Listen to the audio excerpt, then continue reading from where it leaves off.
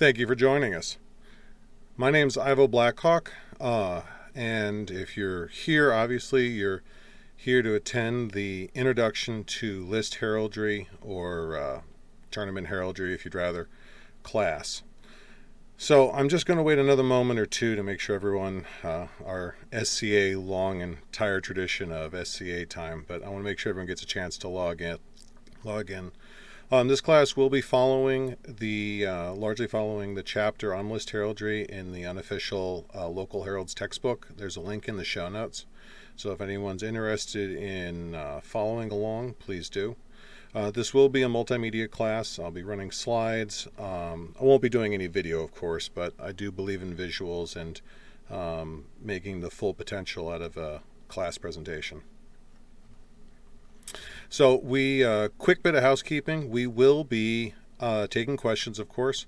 You can ask questions in the Facebook feed. You can also ask questions, and by say feed, you're going to want to post on the event page, or you will be wanting to post your questions in the YouTube video feed. Those are the only two I'm going to be able to check in real time.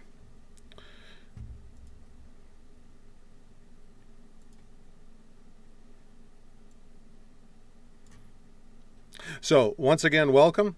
I'm going to try and go through this in an hour. The last time I did this class, it was an hour and a half. But thank you for coming to my online class for Lyst Heraldry as it is done in Ansteorra.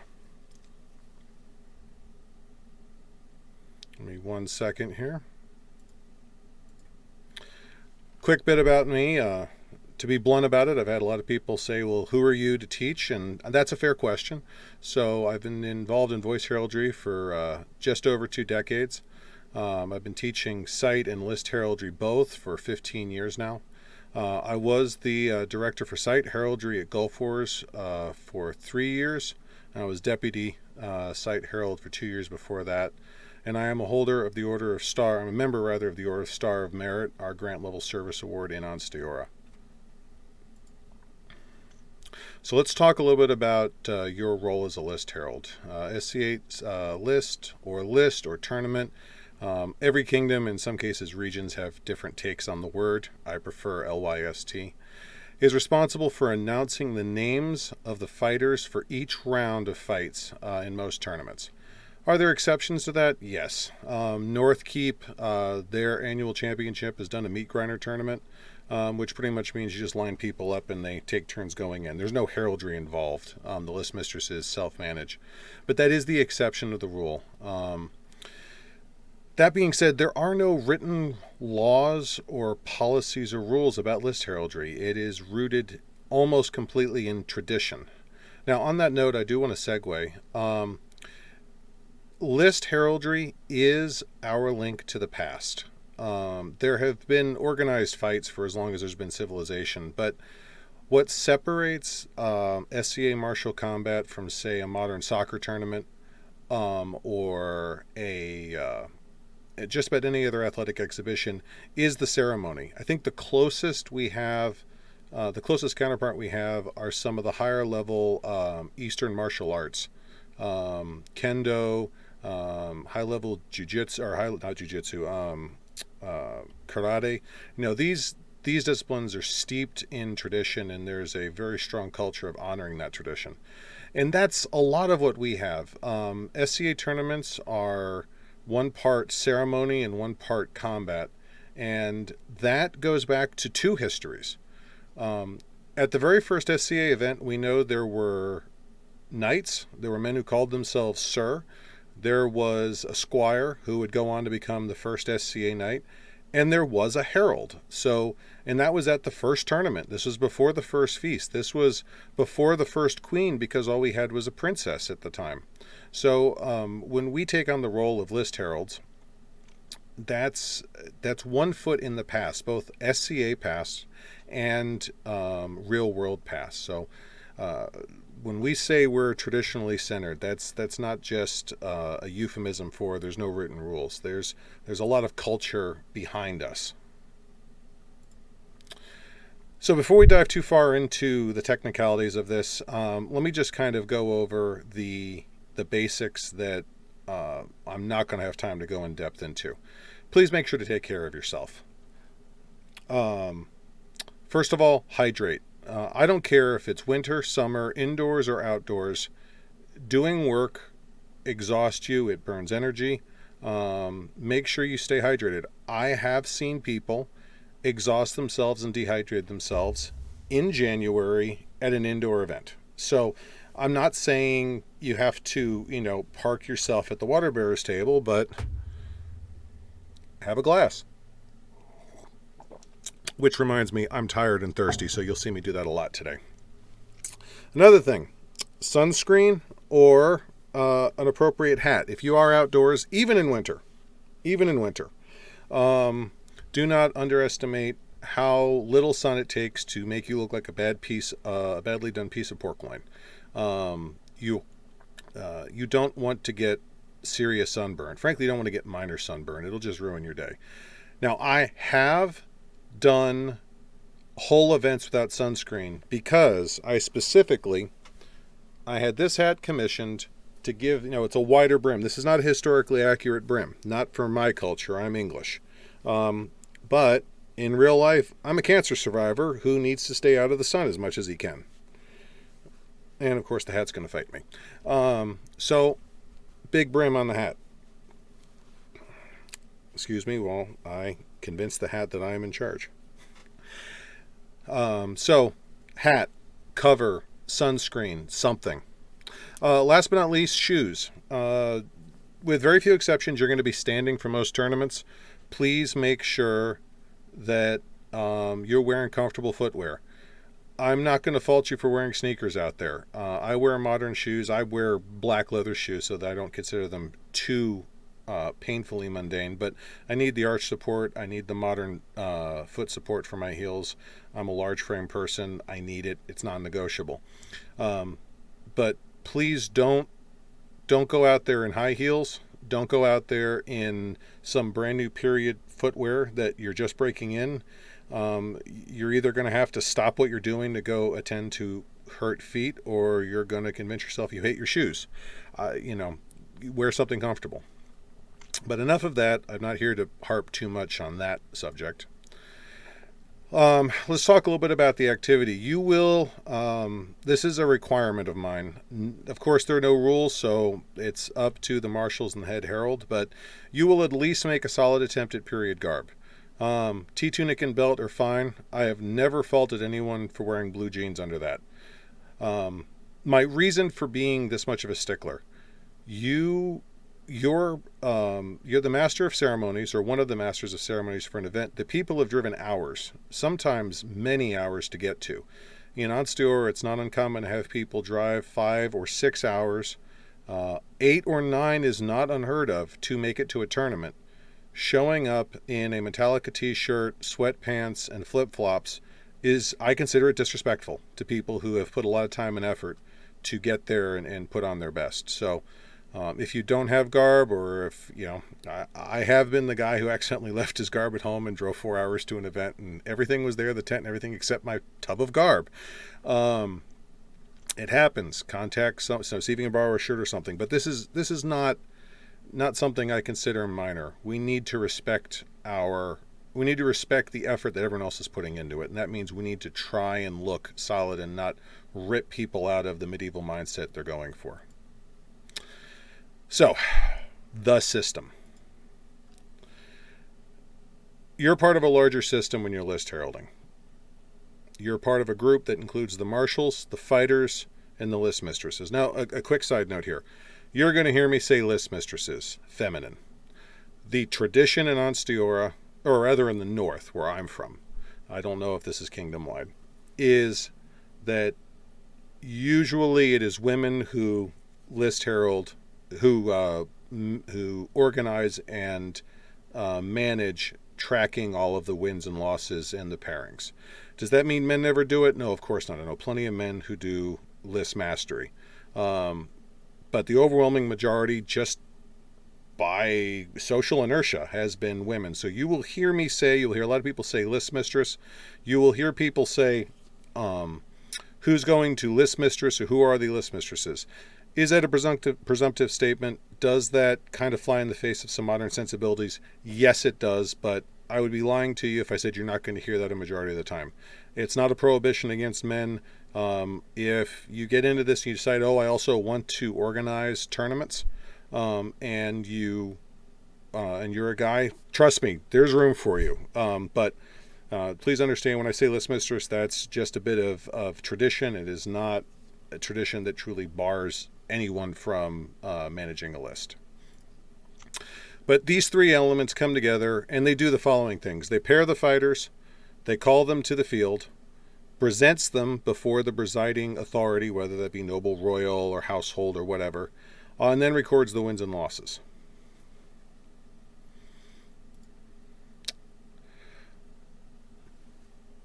One of the things that a lot of first-time heralds get hit with, I know I did, is you think you understand how a tournament works until you're standing in the middle of it and you're not in armor. It's kind of like watching a concert and then the first time you're actually on stage performing. If you remember those days from middle school when you had to do the Christmas concert and all that, the world looks different when you're at that point. So I want to go over the breakdown of all of the different parts of the machine that are going around you. You don't have to remember this, but I just want you to understand this is the basic breakdown so that when you do decide to go out there, you're not suddenly going, or we didn't talk about this. I'm going to try and prep you that these are all of the cogs that are turning.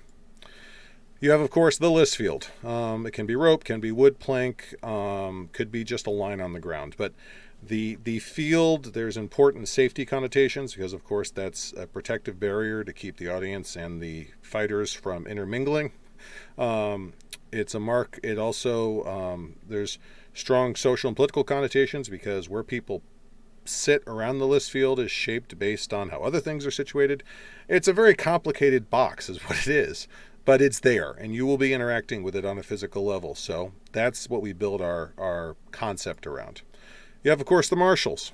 Their job, their sole job, is to make sure the fighters and everything else don't intermesh incorrectly. That's their primary focus. Of course, the fighters. That's why we're here. The nobles. Now, I say nobles because the overwhelming majority of the time at tournaments, it will be some sort of landed noble watching, but it could just as easily be a visiting royal. It could be heirs. It could be anyone of authority. It could also be non-nobles. It could be members of a household who are overseeing a tournament they're sponsoring.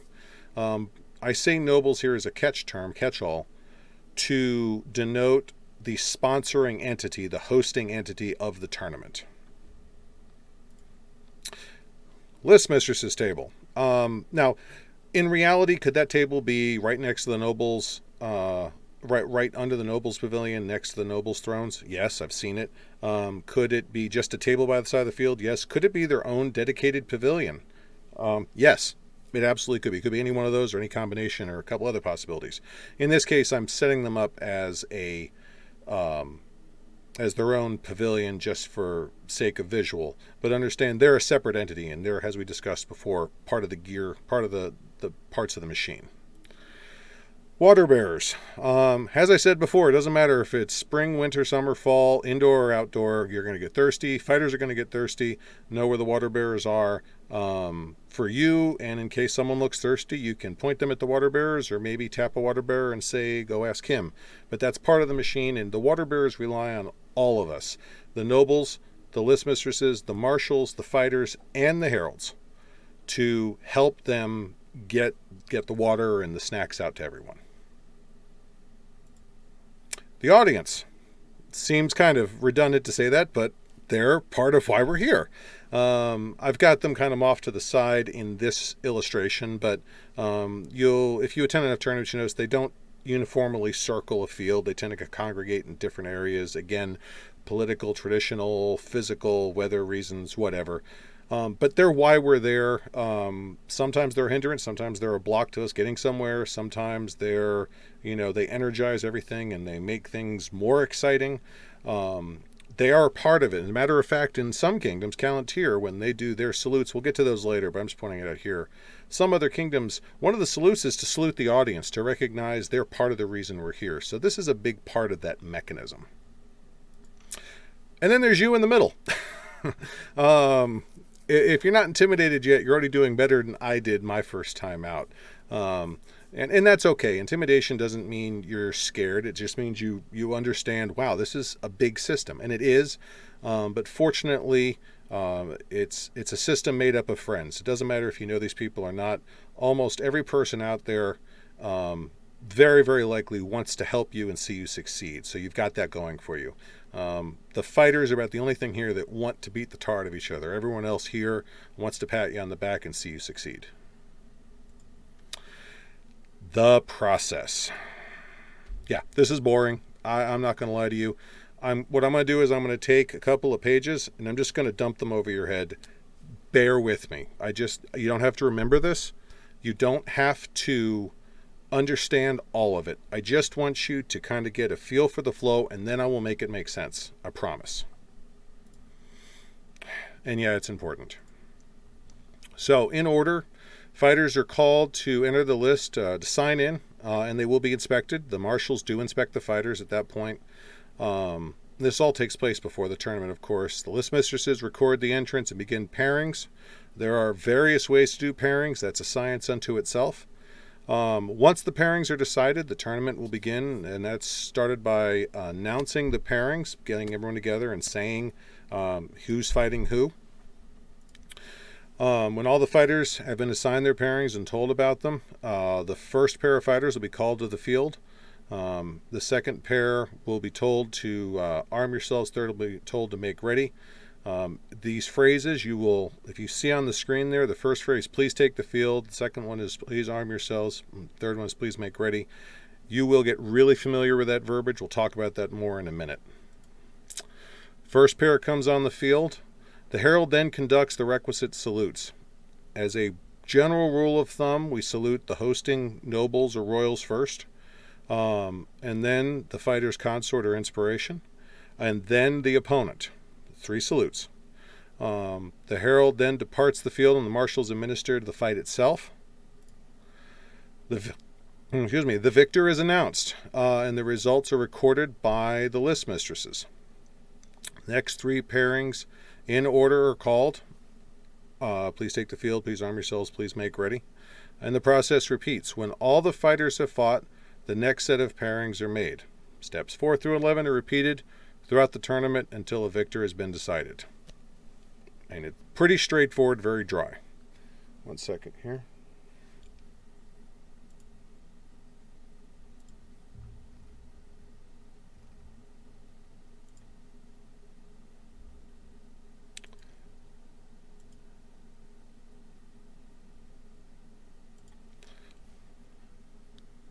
All right. Now your parts in this process. This is where I'm going to take the parts in that process where you're responsible for something. Then we're going to put them all together. Again, stick with me. I promise this will make sense when we get it all together. Calling the pairings. Before each round, the fighters are told who they are fighting. What happens is the list mistresses are going to wave at the herald or heralds. It's very common to have more than one herald in a tournament.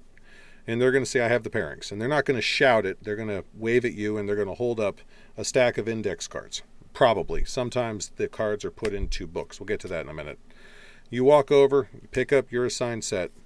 Now, what you're supposed to do is walk out to the middle of the field. I always hold the cards up to add visual flair. You don't have to. And I say, fighters, attend for the pairings. Now, you could whisper that. And I promise you will get their undivided attention in about a minute. These guys have driven hours, have put on armor, usually in ungodly heat. They are not comfortable. They have not had breakfast. And they want to go hit something.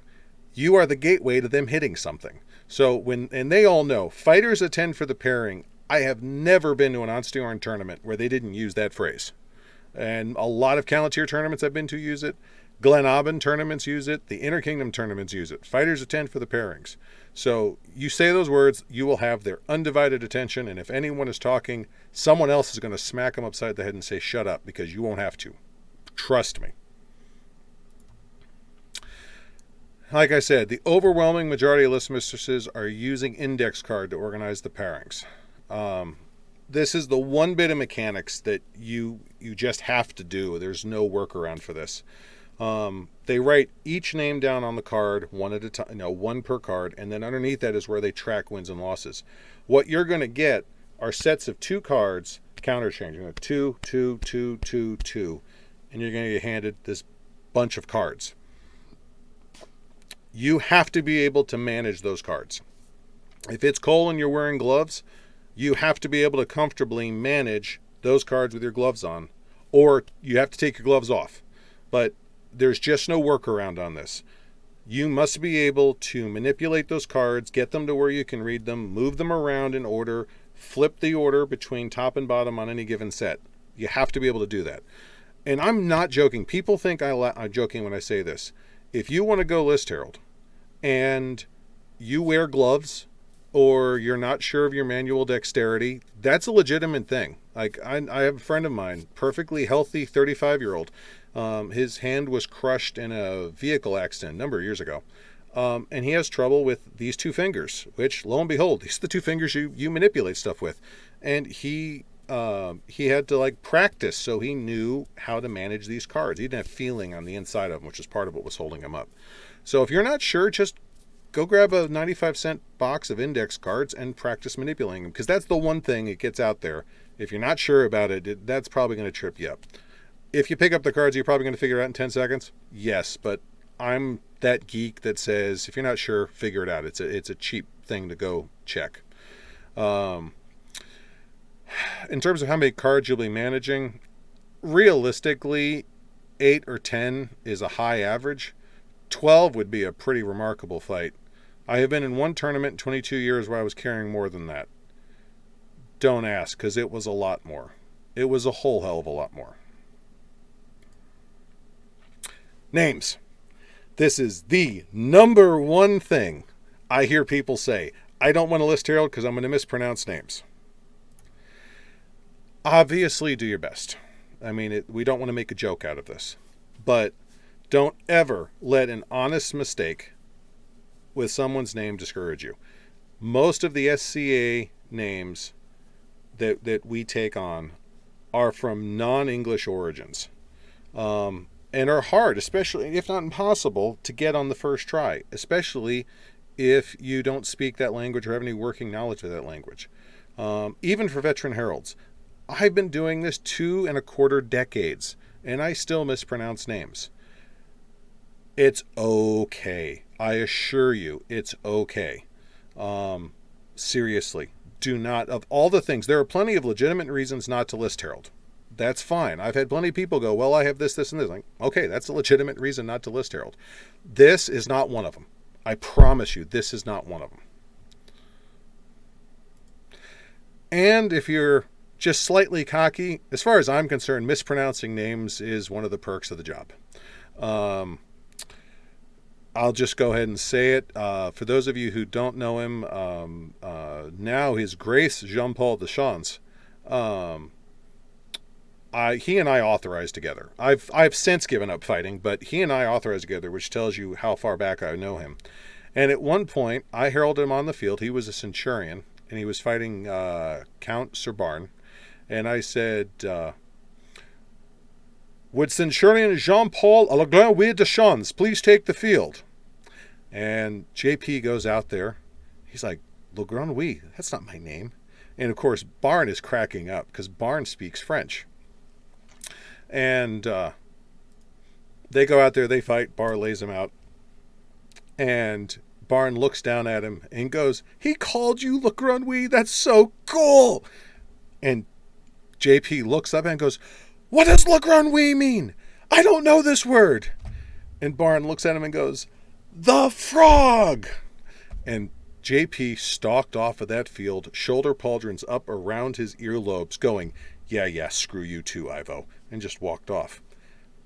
trust me, mispronouncing or abusing names within reason. I'm not saying be that guy, but that's part of the fun of the job. Seriously, you're not going to offend anyone.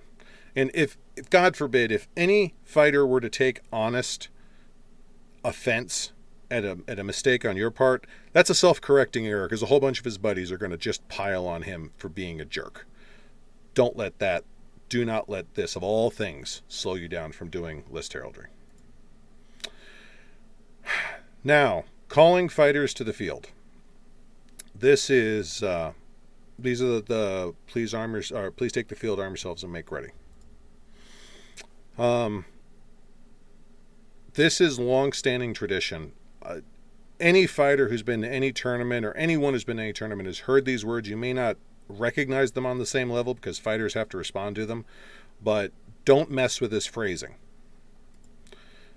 The first set, Fighter 1 and Fighter 2. Lord so-and-so, please take the field. Next set, Lord so-and-so and Lord so-and-so, please arm yourselves. Third one, Lord so-and-so and Lord so-and-so, please make ready.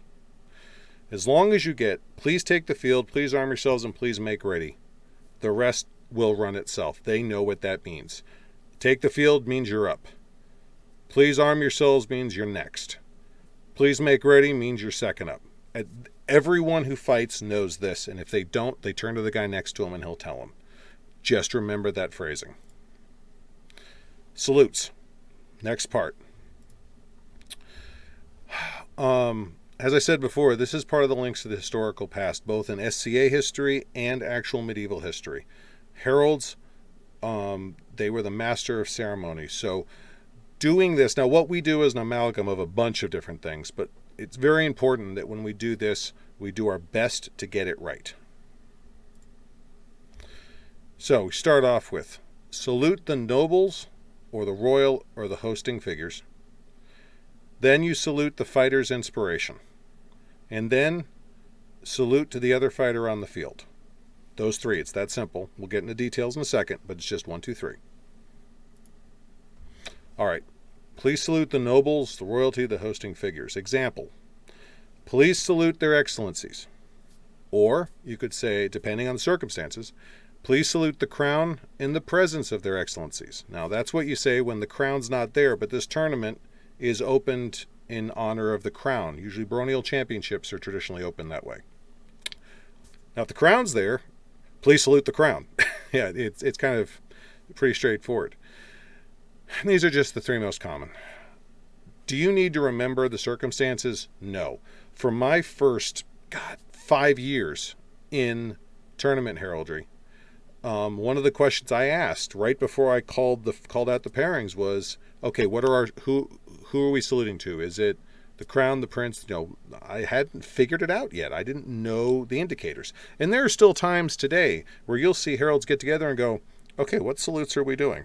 Because it's not apparent.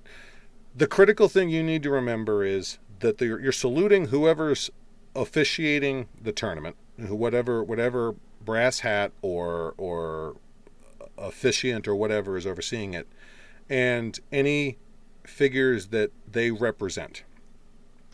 And if you don't know what that is immediately, which you probably won't, and that's okay, you can ask the herald overseeing the nobles or the royals, say, what salutes who am I saluting for the first salute of the tournament, or first round salutes for the tournament? Is it salute the crown, salute their excellencies, salute the crown and their excellent? How do we do in this? That's what they're there for. So if you don't know, be aware that you're going to go ask before all this gets going. Salute the fighter's inspiration. Now this one's got some history to it. I was directly involved in changing this history, so give me a moment to soapbox. So the two current phrases I teach are salute the one whose favor you bear, or salute the one who inspires you this day. Now, here's what you don't want to do, and I'm going to tell you this as I learned it. When I started list heralding, the salutes were the nobles, then you'd say, please salute the lady whose favor you bear. If you caught that one of the fighters might have been a woman, you'd say lady or lord. But the overwhelming majority of the time, you'd say lady. And Armor's bulky. Sometimes you don't catch that one of the combatants is a female. I never really saw a problem with that until one day I said, please salute the lady whose favor you bear. And this guy, big stocky guy in armor, walks over the side of the field, bows to his wife. Then he walked over to the other side of the field, which is empty. There's no one there, not even an audience. He bows down. He drops to one knee. He reaches down and grabs a belt favor. And he lowers his head and he does something, probably 10, 15 seconds. Then he gets up, squares up, goes back in the middle and fights. And I was interested. So after the tournament, I asked him, what was that? And he reaches down and he turns the belt favor over. And on the back side, hidden from view, is hand-stitched the modern arms of, I believe it was the 1st Cavalry Regiment, United States Army. And he explained that he could not join the Army because of a medical issue, but his brother was active duty and deployed overseas. And his brother, he considered the bravest member of his generation. So he fights in honor of his brother. And that turned the salute the inspiration second, the whole second salute, on its head for me. Saying please salute the woman whose favor you bear assumes that all inspiration is romantic, which it's not. It also places gender presumptions on it. And that's wrong from historical context as much as it is in a modern ideal. There are, I know, plenty of fighters who fight for the honor of brothers, fathers, sons, best friends, groups, modern organizations, as I just illustrated. So when we do that salute, it is important that you say, fighters, please salute the one whose favor you bear, salute the one who inspires you to fight this day. Both of those are perfectly valid. And then that you are giving them a platform to salute whoever they feel like saluting, or no one at all. That's their prerogative. You don't comment, you don't say anything else, and you don't salute. This is their salute to give. By the way, I should have said this a minute ago. The first salute for the nobles, every time you say, please salute the nobles, whoever they are, crown, royalty, excellencies, whatever, you bow. Because you bow, the fighters bow, the marshals bow. Everyone in the field bows because you're part of the ceremony. For this one, you just say, fighters, please salute the one whose favor you bear, and you stand there. They will do their thing. Sometimes it takes a second, sometimes it takes a minute. But, okay, soapbox done. Thank you for indulging me. That is the second salute. Fighters. Now, the third one, they salute each other. Please salute your honorable and worthy opponent. Please salute your opponent on this field of honor, or their field of honor, however you want to phrase it.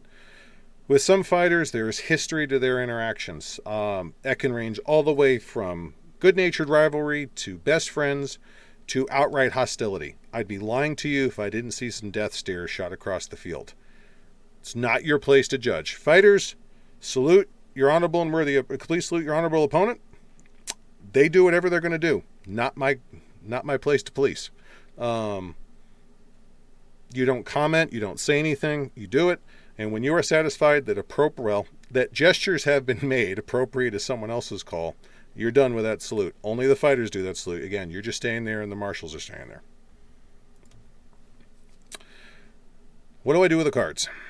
Well, that depends. This is handled differently between different tournaments, and it is decided ahead of time. But those cards that you were holding that have, the pairings on them, the fight that just got done has to make it back to the list mistress's table so they can immediately write down the wins and losses and get ready to pair for the next round. Now, you can hand the cards with the winner on top, keep in mind, winner on top, to the winning fighter, and tell him to take the cards list mistress's table. That's one option that is very common. You take the cards to the list mistress's table and hand them over again, winner on top. That is very common. There may be a dedicated runner. Sometimes small children, 8 or 10 years old, are great for this. Boundless energy, rubber legs, and they can't hold still. Hand them a card, winner on top, and they run it to the list mistress's table. It is, if I were to go to a tournament right now, one of the questions I'm going to ask is, hey, how do we get the cards back to List Mistress's table? And they'll tell you. In the north, a majority of the time they'll say the fighters will take them over, and most fighters will know they need to do that. There's no hard and fast rule. Different areas, different traditions, sometimes logistics. Sometimes the list mistresses are over here, and the only shade for 100 yards is over here, and the fighters aren't going out in the sun longer than they have to. Okay, so I guess the Heralds get some extra footwork in. My point is you will have to figure that out. But understand, the one thing you absolutely must remember is that the pair of cards for the fight that just got finished with the winner on top has got to make it back to the table now, not at the end of the tournament. Now, do you have to remember all that? No. This is the good news. There's no test. There's no verbal examination. You're not graded on this. Cheat sheets. Remember I told you 3x5 cards? Pack a few of your own. Just grab 5 or 6 and a Bic ballpoint pen and write down whatever notes you need. For my first 2 years, I kept a cheat sheet with the salutes on one side, and on the back side was please take the field, please arm yourselves, please make ready. And I would scrawl in pencil on the bottom who we were saluting. Excellencies, noble, is their excellencies in the presence of the crown, their highness, whatever phrasing I had to use. So you do not need to memorize any of this. Cheat sheets are not only allowed, they are encouraged. Please make one if you feel like you do, if you feel like you need one. And if you don't feel like you need one, make it anyway. And if someone else, trust me, you're not going to make friends faster than someone else is like, I can't remember all this. Like, come here. Look, here's a 3x5 card. Here's a pen. Write down what I say. And the act of writing it down helps you memorize. If you slept through that day in school, it's true. If you write something down, that helps imprint it in your brain. So if someone else needs help with something, needs help memorizing this stuff, say, hey, here's a pen, here's an extra pen, here's a big pen, here's a 3x5 card. Just write down the steps. You'll be good. Okay. Now we're going to make this make sense for you. We're going to do these steps again. This time with some commentary. All right, fighters are called to enter the sign-in and to be inspected. The marshals do the inspection. Marshals inspect. The list mistresses record the entrance and begin the pairing process. It's all the pre-tournament stuff. This is before sticks start swinging. This is before the nobles are usually seated. This kind of starts off really lazily in the morning and kind of builds up. They'll announce fighter or armor inspections for a tournament, sometimes like an hour, half hour after wake-up calls. All right, once the pairings are decided, the herald will be called. We'll call all the entrants together and announce the pairings. Remember I said, fighters attend for the pairings. This is all you. This is where the spotlight shifts over to you. So this is something you need to be cognizant of. All that builds up to it, and then this next part, that's you. When all the fighters have been assigned pairings for the round, the marshals take up positions on the field, and the first 3 pairings are called out. Please take the field. Please arm yourselves. Please make ready. We just talked about this. That's exactly what this is. This is all you. This is like a third of the reason you're out there. First pair come to the field. The herald conducts the requisite salutes. We just talked about salutes. This is where they fit in that process. Salute the hosting, nobles or royals or whatever. Consort inspiration. Salute the opponent. The herald then departs the field. Again, this is a third of why you were here. This is the big thing that we got to do. You aren't here to hit things. Get out of the way. All right, your safety on the list field. We're going to stop for a second. This isn't a soapbox. This is something I helped institute in Ansteorra. By SCA law, the marshals cannot call Leon if a non-combatant non-marshal is on the field. You are the ceremonial lead of the event, or activity in this case, not the fighting lead. Once the salutes are done, you literally hand over control to the marshals and get out of their way. I cannot emphasize this enough. Get out. Anytime I herald a tournament, I coordinate with the marshals so that when I'm done, I will make eye contact with them. I will look over or wherever. I will make eye contact, and I will say in a direct voice, I'm not yelling, but I will say, Marshal, the field is yours. Just a little bit louder than that. There's a little bit of ceremony to that, but the critical thing here is this man who is in charge of safety knows that I am handing the field over to him, and he is aware that I am getting off the field. I have no reason to stay. I'm cognizant of the fact there's no reason for me to stay, and my next step is going to be toward the gate. Now, if you've never fought, let me tell you, you do not appreciate how fast two guys hell-bent on beating the tar out of each other can loop you into their range envelope with a pair of great swords until you've damn near gotten hit by one of those things. I am not joking when I say this. Your heels need to be on the other side of that list field line before they call lay on. You don't need to run. You don't need to sprint. You don't even really need to walk fast. But whatever you do, don't slow down and don't stop to watch while you're still inside that perimeter, because you are in an open fire zone with weapons that are lethal against an unarmored individual. So please be cognizant of your safety. All right, let's keep going. Safety is my thing. So, the victor is announced. The results are recorded by the list mistresses. The next three pairings are called, or in order are called, and the process repeats. When all the fights have been fought, the next set of pairings are made. Steps 4 through 11 are repeated. First part, that's you. That's also you. Guess what? When all the fights are done, it's break time. Go sit down. Go get a drink. Speaking of which, it's been one of those days. Break time, seriously. Even if it's only 3 fights in a round, I've been to some tournaments where by the second or third round it's short enough, there's only 3 fights. Go get off your feet for 5 minutes, get a drink of water, go sit by the list mistresses and tell them, buy me 3 minutes. I just need to get some weight off my knees. Whatever. I don't care how spry and young and ready you are. Take the breaks when you can, because when you get tired in the middle of the field, it becomes seriously an encumbrance to have to change out in the middle of a tournament. It can be done, but you want to avoid that. You want to spend your energy where you need it and not be laissez-faire with it when you don't need to be running around. Last part, wash, rinse, repeat. Okay, now, throw a few complicating factors in. After the first round, it is common, but by no means universal, for fighters, or for the salutes for fighters to be shortened to simply, fighters, please conduct your salutes. When you see them make their way through all 3 salutes, you leave the field same as before. So instead of, please salute the crown, the presidents or excellencies, please salute the one whose favor you bear, please salute your honorable and worthy opponent, we'll go out. As the fighters get in a position, I go, fighters, please conduct your salutes.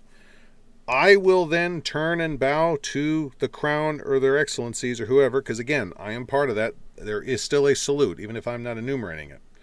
And then I will watch, and usually at that point, they'll just do a sword tip to whoever their inspiration is, and then they'll both sword tip to each other. And the moment I see them turn and begin to nod, I'll look at the marshal, and I'm not abbreviating anything at that point. Marshal, field is yours, and I'm off the field.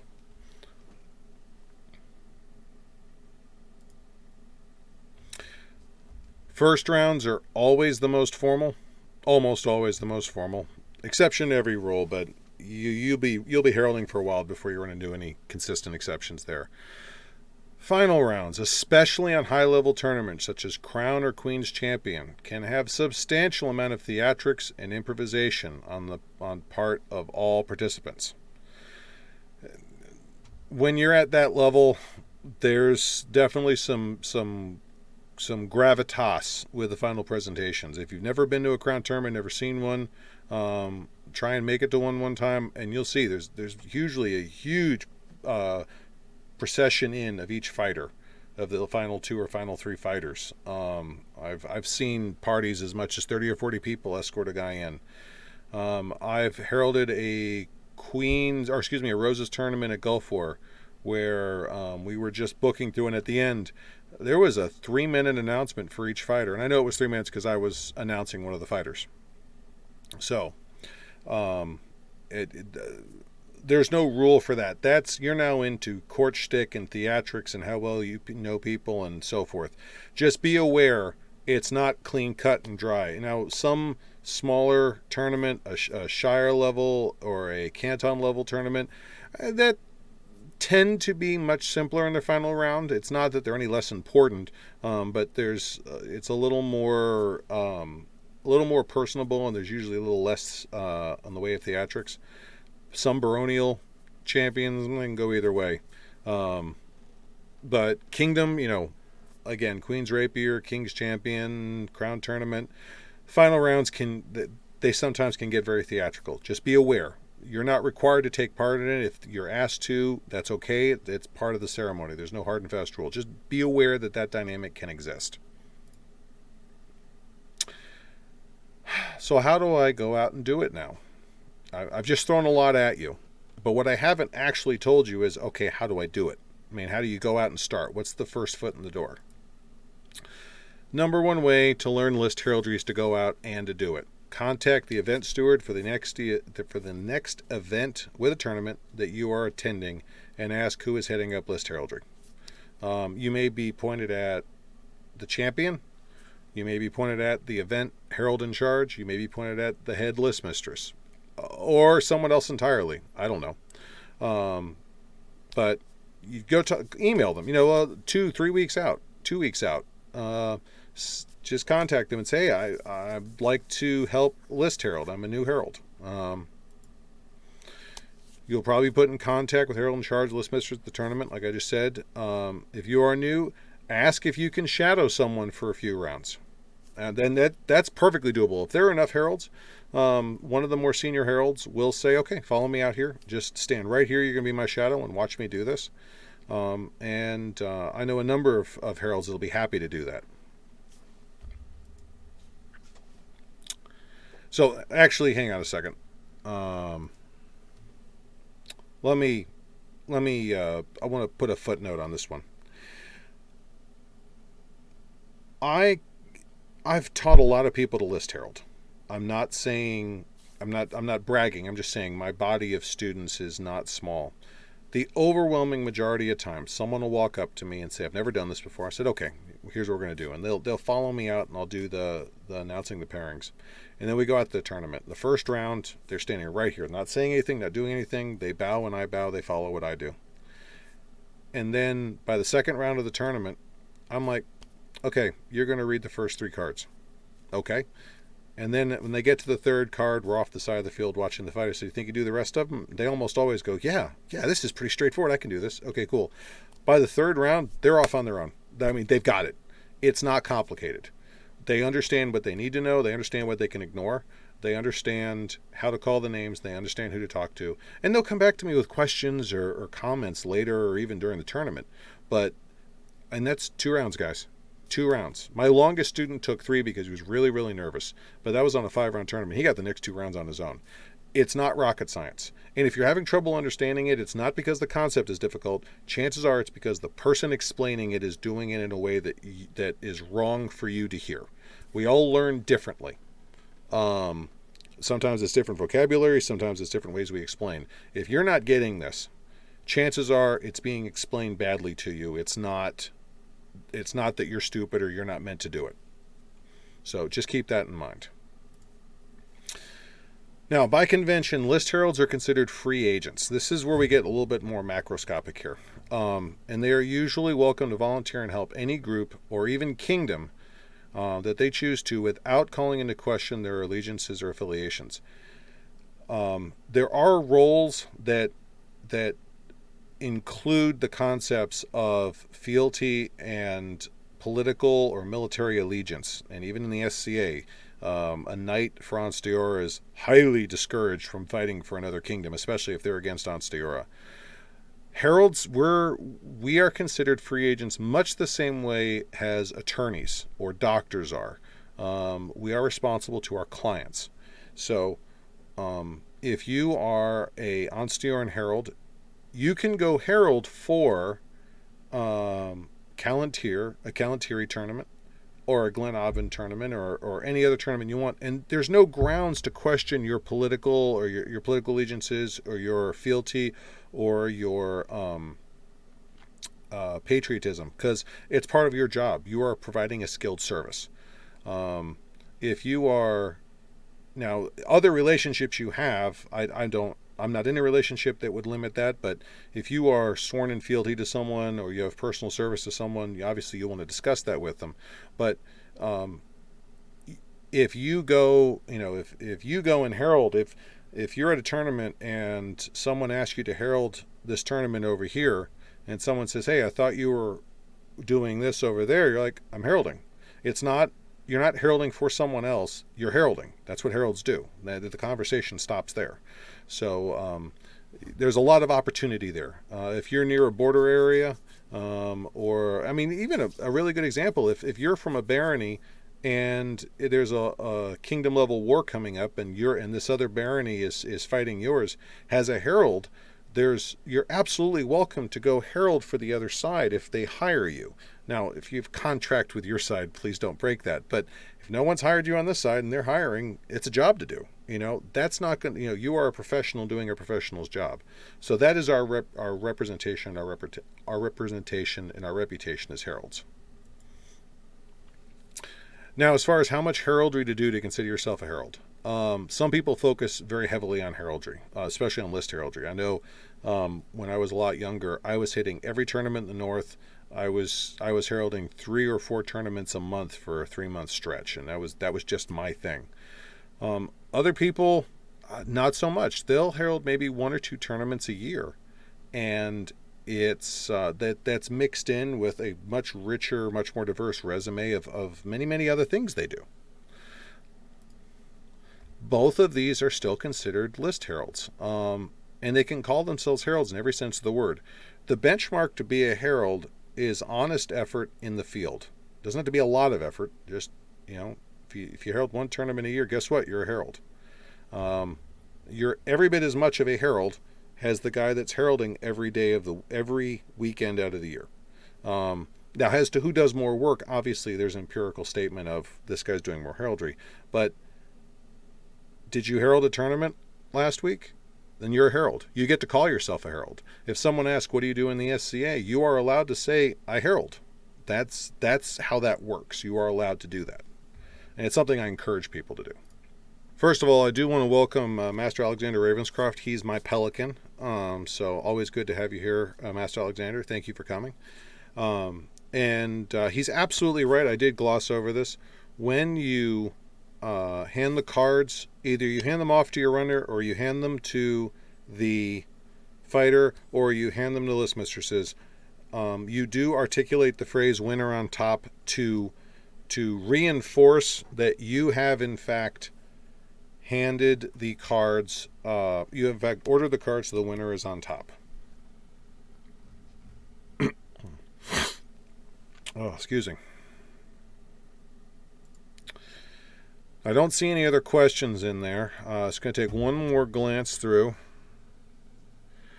All right, so what happens if you mix up the cards by mistake? That's a good question, and I'm not going to pretend it doesn't happen. If there is any question about who won or lost, and you recognize the mistake, if you just had the wrong card on top, you can run over and correct it. However, if there is a real mix-up, which I've seen happen, I have called them wrong. I have had my fight called wrong when I was fighting, and it was recorded wrong. That's usually one where usually the fighter will be the one to say, "Hey, I won or I lost that one," and you go, go talk to the list mistress and square that away with them, and they can correct it. The one thing you're probably never going to do is you will probably never be the one to touch the wins or losses column on those cards. Now, one other thing, and this kind of goes in the vein of mispronouncing names, which, like I said, I consider a perk of the job. If you show up early enough and you're comfortable asking, which frankly you should be, I encourage you to ask this if you need to. Ask the list mistresses to record, excuse me, the names when they write them down. Also write them phonetically. Actually, I'm going to go ahead and, since I'm right about on time, I'm going to share a story here. I was at a crown tournament, and Lachlan, at the time just Sir Lachlan, was there.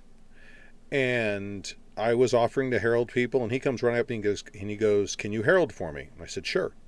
He goes, "Okay, so here's my name," and he spells out Lachlan, the full name, and we get titles and all that. And he goes, "Okay, now I'm going to tell you my wife's name. You write what you hear." Okay. And he says his wife's full name, which I can't even remember the whole thing. And I'm scrawling and dashes and umlauts and just... And then he goes, "Okay, now give me the paper for a second. I'm going to write what it actually is registered as." And he wrote it down.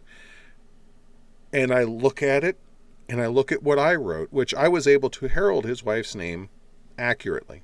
But I looked at what I'd written, which was roughly phonetic, and I looked at what he wrote down, and I looked at him and I went, "Thank you," because it was verbally, or no, in terms of pronunciation, it was a train wreck.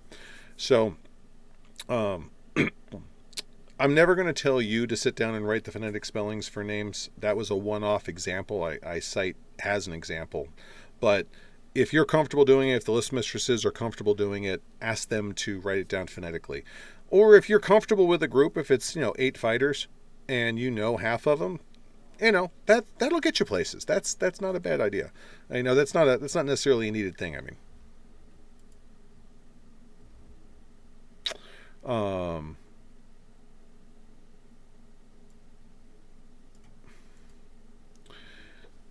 Now I do want to also call out, and actually,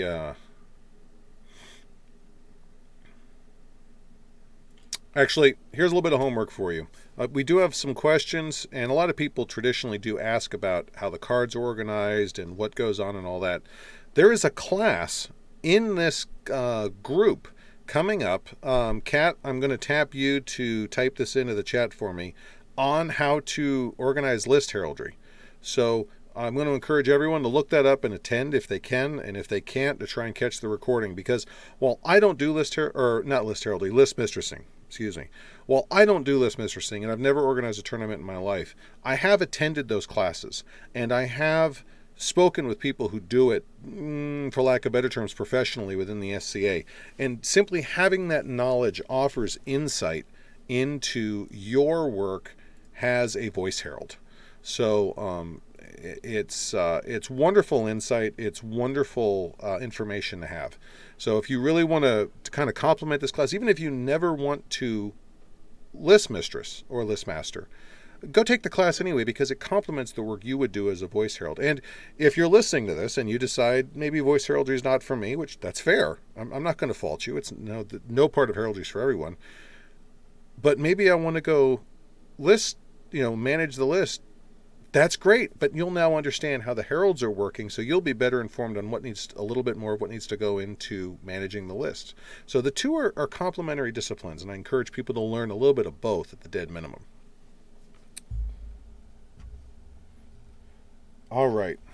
So I think we're about done. I tried to trim this class down to keep it short. The last time I did this class, it was almost 2 hours.